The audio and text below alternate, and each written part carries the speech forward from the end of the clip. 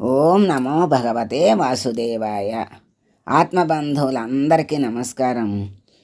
ఈరోజు విష్ణు సహస్రంలో 648వ నామం కేశవ అన్నారు. కేశవ అంటే కేశములు కలిగిన వాడు అని అర్థం. ఆ కేశాలు ఏమిటి పరమాత్మకి అంటే సూర్య కిరణాలు ఉన్నాయి చూసారా, ఆ సూర్య కిరణాలే స్వామికి కేశాలుగా ఇక్కడ మనకి చెప్తున్నారు. ఆ సూర్య కిరణాలే కేశాలుగా కలిగిన స్వామి గనక ఆయన్ని కేశవ అన్నారని మనకి తెలియజేశారు. పరమాత్మ సృష్టి ప్రారంభంలో హిరణ్య గర్భుడు అన్నారు చూసారా, హిరణ్య గర్భునికి అండంగా పుట్టింది. పరమాత్మ సృష్టి ఎలా ప్రారంభమైందంటే హిరణ్య గర్భుని అండంగా పుట్టింది. అటువంటి హిరణ్య గర్భం నుండి వెలువడినటువంటి ప్రకృతి సత్యములు, మరి ధర్మాలు, మరి జీవులు అనేటువంటి కిరణాలు అనేకంగా బయలుదేరి వచ్చినాయి. అంటే సూర్యుడు ప్రధానంగా కిరణాలు కేశాలు అని చెప్పారు కదా, అట్లాగే మరి హిరణ్య గర్భ అన్నం నుండి పుట్టినటువంటి ప్రకృతి అంతా కూడా ఆయన యొక్క ప్రకాశమే కదా, కాంతి. ఆ కాంతి కిరణాలే ఆయన కేశాలుగా, అంటే ఈ సృష్టి అంతా కూడా ఆయన కేశాలుగా చెప్పుకోవచ్చు.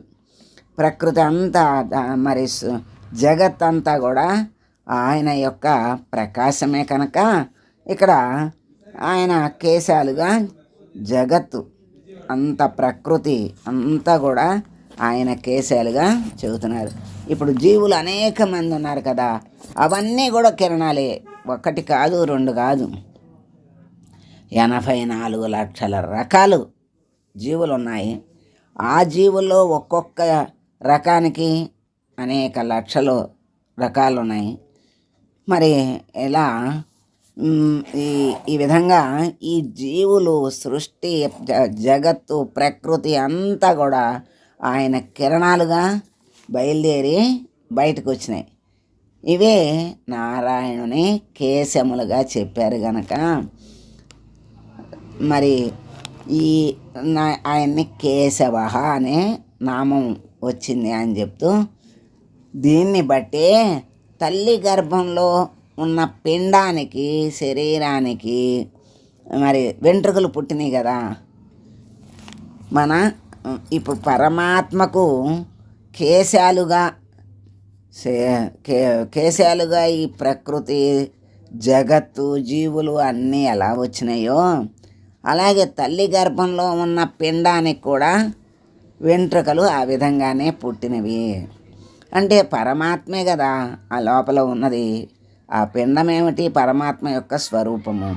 ఆ పరమాత్మ స్వరూపానికి ఉన్నటువంటి కేశాలు పరమాత్మని కిరణాలు, కాంతి కిరణాలు అని మనకి చక్కగా ఈ నామం ద్వారా తెలియజేశారు. మరి అటువంటి సూర్యుడు ఉన్న కిరణాలన్నీ కేశాలుగా, జీవులు జగత్తంతా కేశాలుగా, ప్రకాశం అంతా ఆయన ప్రకాశంగా అదే కేశాలుగా మనకి చెప్పారు. బ్రహ్మ, విష్ణు, మహేశ్వరులు ముగ్గురు ఉన్నారు కదా, ఆ ముగ్గురు ఆ కేశాలనేటువంటి శక్తుల్ని ఆ శక్తులు అంటే ఆయన యొక్క కాంతి కిరణాలే త్రిమూర్తులు. ఆ త్రిమూర్తులకి ఆ శక్తినిచ్చి ఈ సృష్టిని మరి నడిపించమన్నారు. అదే అందుకే ఆయన్ని కేశవ అన్నారు. సృష్టి, స్థితి, లయాలు ముగ్గురు చేస్తున్నారు అంటే వీళ్ళ ముగ్గురిని ఆయన ప్రకాశం చేత సృష్టించి వాళ్లకు ఆ శక్తిని ఇచ్చి వాళ్ళని నడిపించమన్నారు జగత్తుని. అట్లా ఆ ఋక్ సంహిత ఈ విధంగా చెప్పింది. అటువంటి శక్తులు కలిగినటువంటి స్వామి అంటే త్రిమూర్తి ఆత్మకుడు అన్నారు. ఇంతకుముందు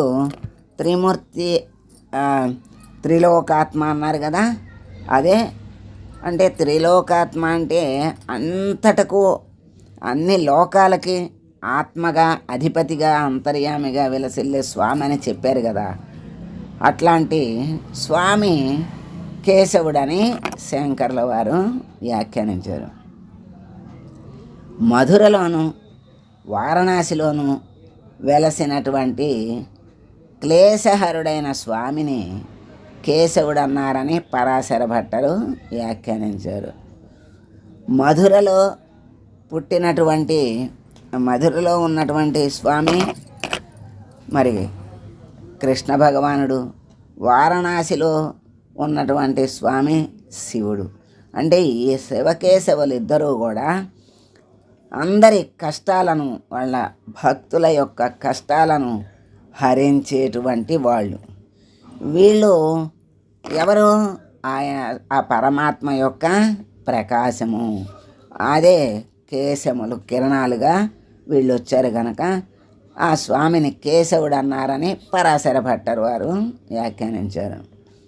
కేశ ప్లస్ వహ అంటే శుక్లపక్ష కేశాలని ఉత్తరాయణ దక్షిణాయనాలనే వర్తింపజేసేటువంటి కాలస్వరూపుడు.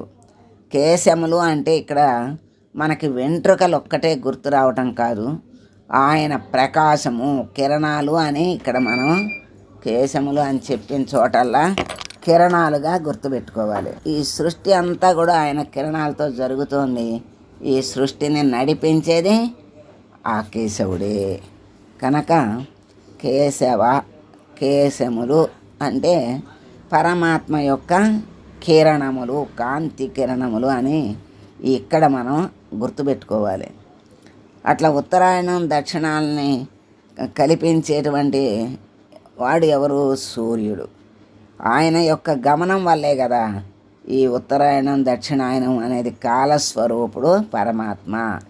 ఆ సూర్యుని రూపంలో కాలస్వరూపుడుగా పరమాత్మ సృష్టిని నడుపుతున్నాడు. మరి నల్లని కేశాలతో రాక్షసుని సంహరించిన స్వామి అంటే వరాహ రూపంలో ఉన్నటువంటి స్వామి మరి రాక్షసుని సంహరించాడు. క ప్లస్ ఈశ ప్లస్ వహ, కేశవకి విడదీస్తే క ప్లస్ ఈశ ప్లస్ వహ, బ్రహ్మని రుద్రుణ్ణి వాళ్ళ విధుల్లో మరి నడిపించేటువంటి స్వామి గనక ఆయన్ని కేశవుడు అన్నారని సత్యసంధుల వారు వ్యాఖ్యానించారు. అంటే సూర్యుని ద్వారా, సూర్య కిరణాల ద్వారా జగత్తుని నడుపుతున్నాడు స్వామి. అదే కాలస్వరూపుడు అన్నారు. ఆయనే కాలస్వరూపుడు అన్నారు. ఆయన్ని నడిపించేటువంటి స్వామి యొక్క కాంతి కిరణాలే సూర్యచంద్రులు, తర్వాత త్రిమూర్తులు, వాళ్ళ యొక్క శక్తి సామర్థ్యాలు కూడా పరమాత్మ యొక్క ప్రకాశ స్వరూపాలుగా మనం చెప్పుకుంటూ వాటిని కిరణాలుగా చెప్తూ వాటిని కేశాలుగా మనకి చెప్పారు.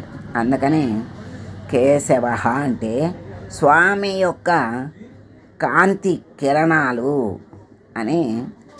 ఆ కిరణాలతో జగత్తు అంతా కూడా సృష్టి స్థితి లయాలు జరుగుతున్నాయని తెలుసుకోవాలి. అటువంటి కేశవ అయినటువంటి స్వామిని మనం ప్రార్థిస్తూ, స్వామి నీ సృష్టిలో నీ ప్రకాశములో ఉన్నటువంటి మమ్మల్ని అలా నీ ప్రకాశములోనే నడిపించి నీ దరికి చేర్చుకో స్వామి అని వేడుకుంటూ మంగళం పాడడం. మంగళం కౌసలేంద్రాయ మహనీయ గుణాత్మనే సర్వలోక శరణ్యాయ సాధురూపాయ మంగళం. ఓం